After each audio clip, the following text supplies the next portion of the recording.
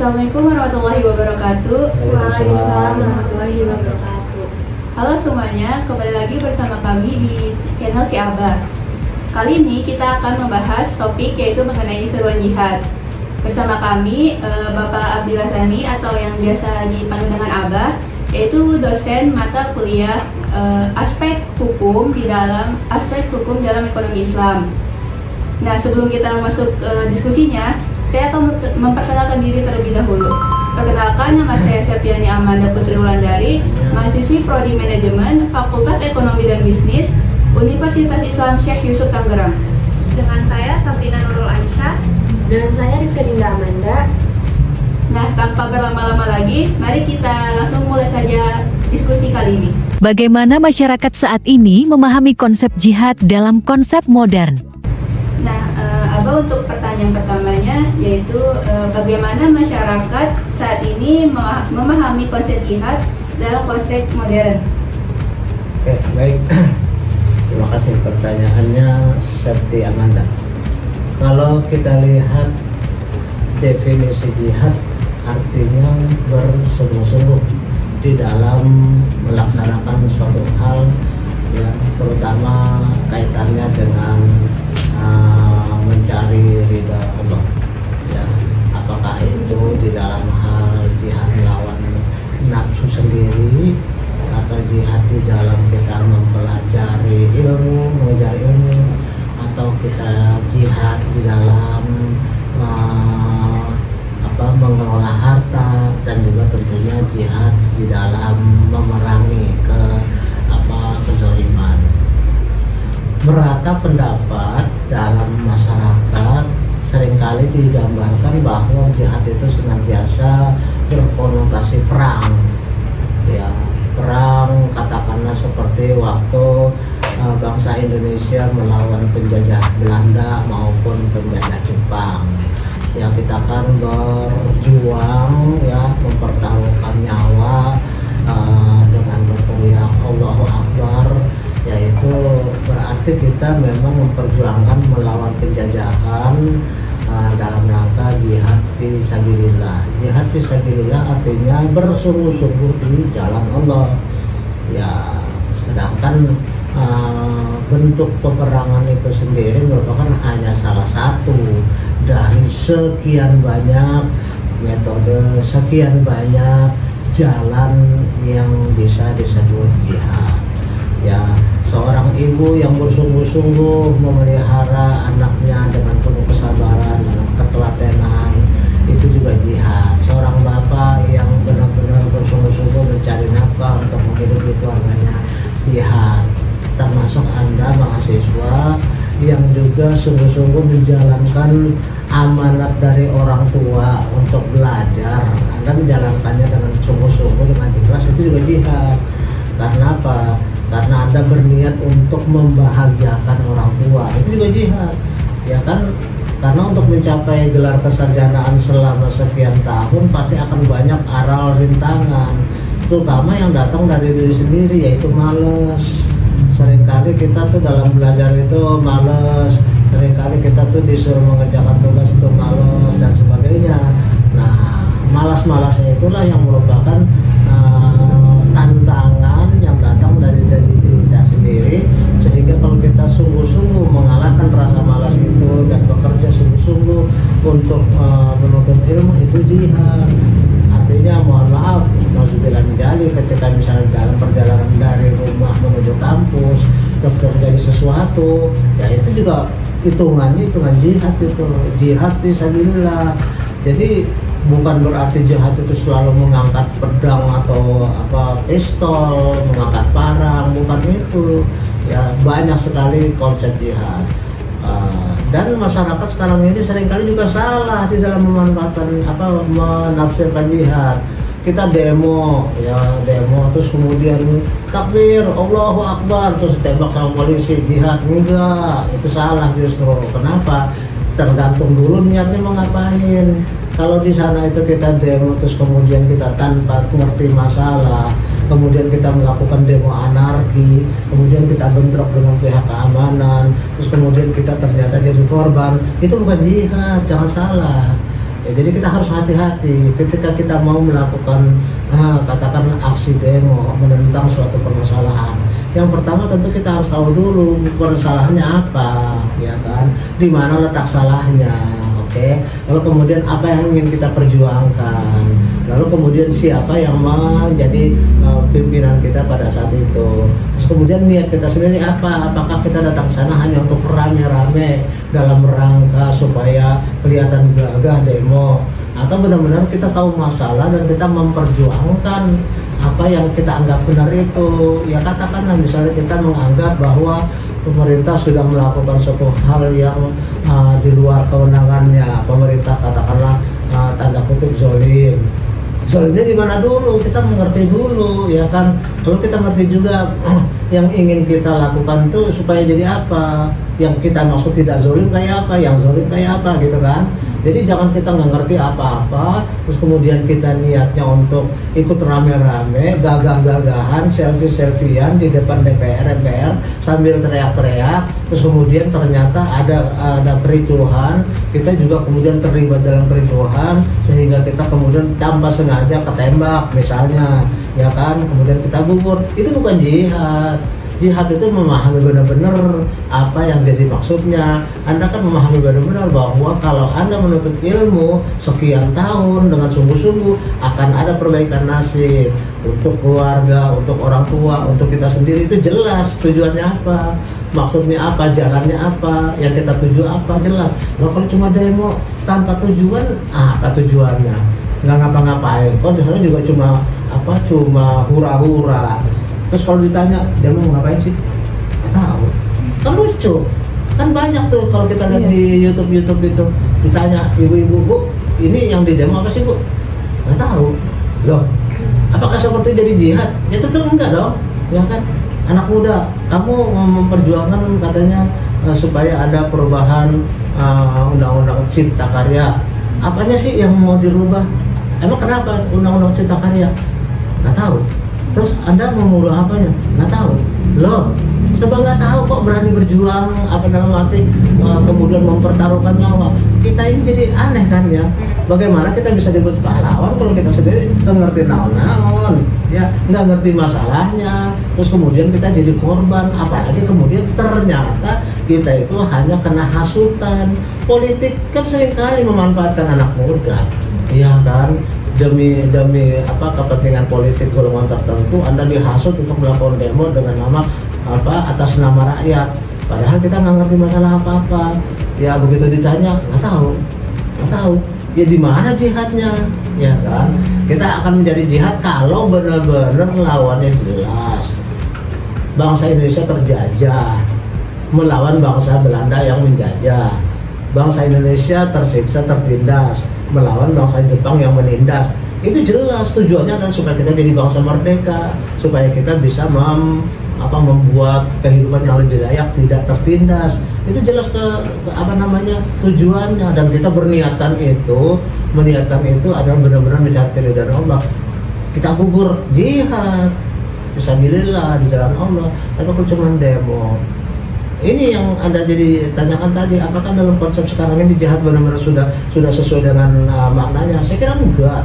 Terutama di kalangan anak muda ini nggak ngerti, seolah-olah yang tadinya tiap hari ini, mohon maaf ya, ada orang yang terjadi tiap hari mabok-mabokan, ya, terus kemudian melakukan berbagai maksiat, terus kemudian katanya dia mau demo, wah pokoknya saya mah kalau udah Islam dihina, saya akan berjuang mati-matian. Tiap hari ada ajaran mabok, bagaimana bisa jihad? Bagaimana bisa? Itu kan juga dilihat dari background belakangnya. Dan kemudian apa yang menjadi niat Anda ke sana? Apakah Anda pengen dianggap sebagai pahlawan demokrasi? Orang kalau udah berpikir tentang mendapatkan gelar pahlawan, udah nggak benar.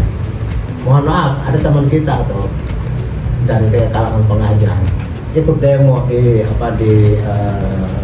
DPR tentang itu yang katanya tentang pilkada kemarin. Terus disebar ke grup dosen, dia menamakan dirinya pahlawan pejuang demokrasi. Saya jadi ketawa. Saya misalnya dipanggil ustadz, saya merasa saya bukan ustadz. Kamu dipanggil ustadzah, mau nggak kalau kamu merasa bukan ustadzah? nggak enak kan ya kamu panggil profesor, ketinggian atau lah, gue masih mahasiswa panggil profesor kan gitu kan, nggak enak kan.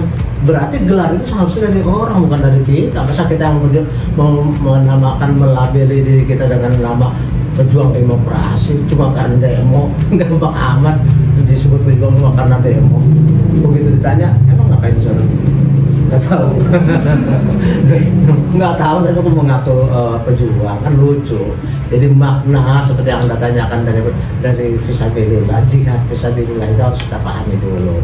Ya, kita tentu harus paham maksudnya apa, terus kemudian tujuannya apa, siapa yang kita lawan, terus kemudian benar nggak itu sudah melakukan kesalahan, terus kita tahu juga bahwa apakah demo itu sudah satu-satunya jalan yang paling baik, apakah tidak lebih baik kalau kita mewacanakannya melalui media, melemparkan gagasan-gagasan kita, bukan teriak-teriak di jalanan gitu. Terjawabkan ya? Oke, silakan yang lain. Sabrina. Apakah konsep jihad ini sangat relevan di zaman modern ini? Yang kedua, saya akan bertanya, apakah konsep jihad ini sangat relevan di zaman modern saat ini? Tetap relevan, karena di dalam setiap zaman itu pola perjuangan, jenis perjuangan macam-macam. Ya kan, seperti kita ketahui yang namanya jihad yang nomor satu justru adalah jihad melawan diri sendiri. Oh, justru di zaman modern sekarang ini lebih banyak tantangannya, lebih gawat lagi. Kalau zaman saya dulu nggak ada televisi, nggak ada internet, nggak ada radio, kita habis maghrib tidur, otomatis dosanya makin dikit. Ya kan, siang kita kerja, sekolah siang, terus kemudian malam paling habis sisa udah pada tidur. Kenapa? Nggak ada lampu. Ya, saya kan ngalamin zaman belum ada listrik, nggak ada listrik, nggak ada televisi, nggak ada radio. Ya, main-main di tengah kegelapan juga kan nggak berani terlalu malam, paling habis sisa udah tidur. Nah, itu otomatis secara hitungannya kita mau ngapain, dosa jadi relatif lebih sedikit ketimbang sekarang jam 11, jam 12, jam 1 kita masih melek apa, nonton yang enggak, ya kan, kemudian bergaul, ngobrol-ngobrol sambil minum, atau bergaul cewek cowok dengan yang enggak, makin banyak tantangannya. Ya kan, terus kemudian kita juga menerima informasi melalui medsos, berbagai macam informasi hoax kita sebarkan, kemudian kita bagi-bagi kemana-mana. Zaman dulu apa nyebarinnya kan dari mulut ke mulut, ya kan, saya ke teman saya nggak nyebarin selesai udah, paling 1-2 orang. Dan terus sekarang kan kamu bisa ratusan orang langsung mau menyebarkan apa itu hoax, apa itu fitnah, apa itu hate speech dan sebagainya. Berarti kan kemungkinan dosanya jadi lebih besar lagi. Justru sekarang ini jihad itu menjadi sangat relevan karena tantangannya sangat banyak ketimbang zaman dulu. Ya kan, kalau dulu tantangan utamanya kan kita melawan penjajah fisik. Kalau sekarang di semua areal kita berjuang dalam hal apa, tadi itu melawan diri sendiri di tengah arus informasi global macam-macamnya kita terima, itu jihadnya. Kemudian kita jihad ilmu. Justru ketika Anda dengan Anda kuliah dengan kuliah saya kan beda sekali. Saya kuliah kan zaman dulu itu boleh dikatakan meskipun perjalanan jauh, saya dari rumah tinggal di Grogol, kemudian saya kerja di Gambir, kemudian saya kuliah di Depok. Itu bisa mundar-mandir itu kan jauh lebih berat ketimbang Anda yang ngekos dekat Kunis. Ya kan, perjuangan jauh lebih berat yang di sana dong. Dulu ya mohon maaf aja, mana ada punya itu untuk ngekos. Ya kan, apalagi saya kerja juga PNS. Nggak mungkin saya kuliah tahun 83 sementara saya kerja 82 mulainya. Nggak mungkin saya ngekos. Ya kan, Anda harus kerja. Sementara Anda yang semuanya boleh dikatakan bagian besar adalah dari orang tua, kemudian ngekos pula dekat kampus. Ya tinggal jalan aja udah nyampe, nggak ada perjuangannya. Perjuangan Anda adalah kalau kuliah itu lebih senang ngobrol, kalau kuliah itu Anda nggak mau lagi mengulang, Anda malas bertanya, kemudian Anda malas diskusi, itu tantangannya. Ya, begitu juga dalam hal berjuang dalam harta. Kalau dulu karena susah nyarinya, maka orang pun berat untuk mengeluarkannya, ya kan, sehingga apa namanya, banyak orang yang masih miskin yang belum bisa lagi memberikan zakat, memberikan sedekah dan sebagainya, karena di sini kan terbatas. Tapi kalau sekarang banyak cara untuk mendapatkan uang, ya kan, berarti apa, kesulitannya memang tetap sulit cari duit, tapi dibandingkan zaman penjajahan di zaman baru merdeka pasti sulitan zaman dulu lah. Pasti dulu segala-galanya belum ada apa-apa, ya kan, listrik nggak ada, radio nggak ada, televisi nggak ada, mobil juga terbatas, baru-baru ada ojek, baru-baru ada Grab. Jadi tantangannya lebih besar. Jadi otomatis ya, jawab pertanyaan Anda, apakah jihad dalam konsep modern sekarang ini tetap relevan? Ya pasti, justru malah tambah berat. Ya, terutama jihad melawan hawa nafsu tambah berat itu, tambah berat. Karena apa? Kita fisik mah nggak ada sih, siapa yang berani nyerang kita? Penjajah udah nggak ada, ya kan? Jadi perjuangan melawan hawa nafsu pasti tambah berat di era modern. Perjuangan untuk mencari ilmu lebih berat di era modern, meskipun segala-galanya udah ada. Kamu tinggal cari di ChatGPT, cari di Google Search Engine, lihat di YouTube, lihat di Google, kelihatannya mudah ya, kelihatannya. Zaman dulu kan nggak ada, tapi justru itu tantangannya apa? Dari diri sendiri, malasnya itu loh yang nggak bisa ditahan, ya kan? Zaman dulu saya ngetik skripsi aja kan masih pakai mesin taktik tuk serot ditiup-tiup itu kalau ada apa, kalau ada kesalahan tip gitu kan berat tuh. Itu yang ngajuin ke dosen untuk apa, untuk diperiksa, dicoret soalnya di tengah-tengah ulang lagi dari awal ngetik mulai. Kalau sekarang kan nggak perlu diulang lagi, tinggal betulin pakai Word kan dibetulin tengah-tengah, yang salahnya aja gitu. Kalau dulu kan karena pakai kertas tip dan kemudian pakai taktik itu dosen dicoret tengah-tengah, ulang lagi dari mulai, nggak bisa disisipin. Nah itu berarti memang beda. Di tengah kemudahan ada jadi lebih susah malah. Di tengah modernisasi tantangan justru menjadi lebih berat. Ya, berarti jelas bahwa dalam arus sekarang ini modern, bukan berarti jihad tidak relevan lagi, justru sangat relevan. Oke, Rizka, ada yang ingin bertanya? Bagaimana sikap Islam terhadap jihad yang menyerang non-Muslim? Jadi bagaimana sikap Islam terhadap jihad yang menyerang non-Muslim? Oh, ya ini sering kali kita juga salah paham nih. Kadang-kadang kalau kita memaknai jihad itu adalah terhadap non-Muslim yang bagaimana dulu?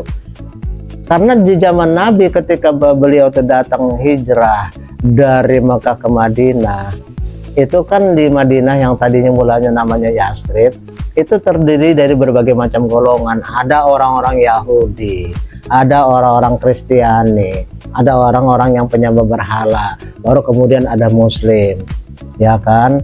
Tapi kemudian Rasulullah itu membuat suatu perjanjian yang namanya Piagam Madinah, menghormati keyakinan semua orang, membiarkan mereka tetap beragama masing-masing, tidak dipaksa masuk Islam, kecuali memang mereka dengan ikhlas, dengan kesadaran penuh memang mau masuk Islam.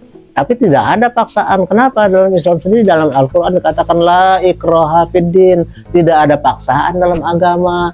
Berarti kalau misalnya Anda bertetangga dengan orang Kristen, ya, terus kemudian orang Kristen itu sebentar lagi Natal nih, ya kan, mereka mau Natalan, kita halangi. Ada tuh beritanya tuh, orang yang mau Natal nggak boleh, katanya itu memerangi. Itu bukan jihad, itu resek itu. Ya, resek lah itu. Kan kita, Nabi sendiri sudah mengajarkan bahwa apa, bagimu agamamu, bagiku agamaku, ya terserah. Jadi mereka mau beribadah ya jangan diganggu. Kenapa kita tiba-tiba seolah-olah merasa bahwa kita adalah yang paling benar dan mereka itu salah karena tidak mengakui Allah dan Muhammad? Lalu kemudian kita merasa berhak mengganggu mereka dengan semangat jihad. Salah tempat. Bukan itu maksudnya. Justru ketika Anda membiarkan mereka kemudian beribadah sesuai dengan agamanya, kemudian Anda mengamankan tempat ibadah mereka dari gangguan orang-orang, ya, Anda sungguh-sungguh dalam rangka menjalankan perintah Allah supaya melindungi sesama manusia, itu juga justru jadi jihad jatuhnya. Misalnya adalah katakanlah jaga orang-orang yang lagi ibadah, ya. Ini my disclaimer ya, pribadi saya mengatakan begitu. Kalau Anda misalnya jagain orang yang lagi kebaktian di gereja nih misalnya, dengan ikhlas karena menjalankan toleransi sesuai perintah Nabi, sesuai perintah Allah. Kemudian mereka, kalau kita kemudian ada di dalam, kita sama-sama nyanyi, sama-sama kita ritualnya kita ikuti, ya sama-sama misalnya kita ikuti dengan hikmat, padahal kita sendiri orang Islam, itu yang kita ke bawah-bawah. Boro-boro jadi jihad, itu malah termasuk kita dalam golongan mereka.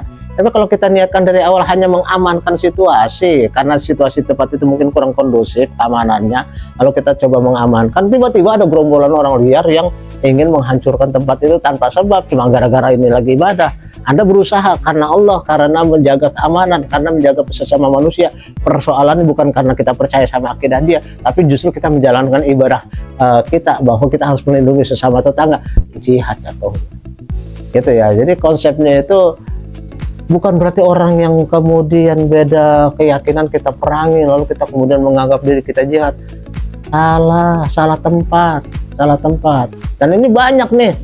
Nah, orang nggak ada salah apa-apa kemudian kita hina, katakannya gambarnya itu kenapa sih Tuhannya kok pakai kolor gitu kan ya? Ngapain urusan dia lah? Urusan dia lah, kenapa sih kok Tuhan ada 3 sih, si Bapa, si Anak, si Roh Kudus? Ya dia yakinnya begitu, ya kan? Kan Al-Quran sendiri sudah mengatakan di dalam Al-Kafirun, wahai orang-orang kafir, aku tidak akan menyembah apa yang kamu sembah. Aku menyembahnya Allah, kamu menyembahnya Trinitas, Trimurti, terserah, ya. Dan aku tidak akan menyembah sebagaimana caranya kamu menyembah, ya. Aku menyembahnya dengan cara sholat, dengan cara zikir, kamu menyembahnya dengan cara tepuk tangan, nyanyi-nyanyi. Ya udah terserah, lakum dinukum waliyadin, bagimu agamamu, bagiku agamaku. Jadi kita sebagai orang yang mempercayai monoteis, mempercayai Allah itu esa, nggak punya hak untuk mengganggu orang-orang yang beda keyakinan, sepanjang orang itu sendiri tidak melakukan gangguan kepada kita. Beda ya, kalau misalnya kemudian kita sendiri sebagai orang Islam merasa diganggu, kita mau sholat diganggu, kita mau beribadah diganggu, itu justru wajib kita ngelawan. Nggak boleh kita diam diri, nggak boleh, justru menjadi wajib kita melawan. Kenapa? Kita punya hak juga untuk menjalankan ibadah, menjalankan keyakinan. Ketika kita diganggu, itu berjihad tuh. Ya, ketika diganggu, kita dianiaya, sama dengan zaman Rasulullah, orang-orang kafir musyrikin itu kan kemudian menyiksa kaum muslimin kemudian balik membela diri, itu jihad bener, tapi jihad yang paling kecil, karena jihad yang paling besar adalah melawan hawa nafsu sendiri gitu. Oke, saya silakan Rizka, masih ada yang ditanyakan atau dari ini masih ada lagi? Septi sudah cukup, semuanya sudah cukup. Baik, kalau sudah cukup, jadi kesimpulannya bahwa di dalam dunia modern sekarang ini justru kita harus hati-hati memaknai jihad. Jangan sampai kita seolah-olah menganggap bahwa yang kita lakukan itu adalah dalam rangka jihad, padahal kita salah. Berarti kita harus tahu dulu konsep jihad itu seperti apa, karena jihad itu ternyata bukan hanya masalah perang. Dalam masalah Anda sebagai mahasiswa aja ada jihad di dalamnya. Terus kemudian Anda katakanlah dalam masa kuliah ini ternyata Anda, mohon maaf, orang tua Anda sakit-sakitan, itu kan tambah berat tuh. Anda menjalani kegiatan sambil kuliah juga harus merawat orang tua dan sebagainya. Itulah jihad. Jadi bukan hanya perang semata-mata. Atau gimana kalau misalnya ternyata, aduh, kata orang tua kamu, saya nggak sanggup lagi biaya kamu, please cari sendiri deh biaya kamu kalau memang kamu mau kuliah lagi. Terus Anda berjuang, Anda kemudian sambil kerja, sambil tetap kuliah, sampai akhirnya Anda kemudian membagi waktu untuk kerja, bagi waktu untuk kuliah, bagi waktu untuk orang tua dan sebagainya. Wah, kelihatan kan jihadnya di situ. Ya, itu jadi justru dalam masa modernisasi semakin banyak gangguan akan semakin berat cara Anda melakukan jihad. Bukan hanya perang. So, zaman sekarang perang fisik, biarin aja di luar Ukraina sama Rusia, ya kan. Terus kemudian antara Suriah sesamanya sendiri, Afghanistan, kita kan negara merdeka, negara modern dan negara yang aman damai. Alhamdulillah. Bukan berarti kemudian kita nggak punya tantangan jihad, banyak, terutama jihad melawan hawa nafsu sendiri, ya. Jihad dalam hal mencari ilmu, jihad ketika kita punya harta, dan kemudian final terakhir baru kita jihad secara fisik melawan penjajah yang alhamdulillah sekarang udah nggak ada lagi. Oke, saya kira bisa ditutup. Terima kasih. Jadi sekian kesimpulan dari diskusi pada hari ini adalah seruan jihad merujuk pada panggilan untuk berjuang di jalan Allah yang dalam konteks Islam dapat mencakup berbagai bentuk perjuangan baik fisik maupun non-fisik. Jihad sering dipahami dalam dua dimensi, jihad besar perjuangan internal melawan hawa nafsu, dan jihad kecil perjuangan fisik atau militer untuk mempertahankan agama dan umat. Meskipun demikian, pemahaman dan penerapan jihad sering diperdebatkan terutama terkait dengan penggunaan kekerasan yang kadang-kadang dikaitkan dengan kelompok ekstremis dalam konteks yang lebih luas. Dia seharusnya dipahami sebagai perjuangan untuk kebaikan, keadilan, dan kedamaian. Sekian dari kelompok kami, kurang lebihnya mohon maaf. Wassalamualaikum warahmatullahi wabarakatuh. Waalaikumsalam warahmatullahi wabarakatuh.